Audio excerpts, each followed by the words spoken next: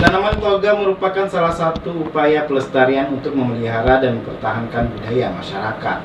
Seperti yang dilakukan oleh petani Pak Rahman, menanam toga di halaman rumahnya atas binaan Dasawisma PKK Desa Mataram, Kecamatan Tugumulyo, Kabupaten Musirawas, yang bertujuan untuk melestarikan lingkungan. Memanfaatkan lahan pekarangan rumah dengan ditanami berbagai tanaman merupakan salah satu cara melestarikan lingkungan, seperti yang dilakukan oleh petani Pak Rahman, salah satunya yang ada di Desa Mataram, Kecamatan Tugumulyo, Kabupaten Musirawas. Terdapat berbagai macam tanaman obat-obat rumah tangga di halaman rumahnya. Tanaman tersebut terdiri dari jahe, kunyit, serai, dan juga terdapat sayuran lainnya seperti terong, gambas, dan lain-lain. Selain bermanfaat untuk melestarikan lingkungan, penanaman ini juga bisa meminimalisir biaya kebutuhan. Bahkan, menariknya lagi bisa menjadi peluang untuk membuka usaha bibit toga.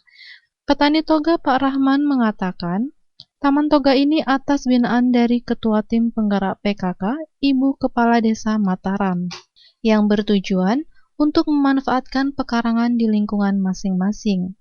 Dasawisma ini terdiri dari beberapa anggota kelompok dan diharapkan nantinya Dasawisma ini terus berkelanjutan serta bermanfaat paling tidak untuk memenuhi kebutuhan sehari-hari.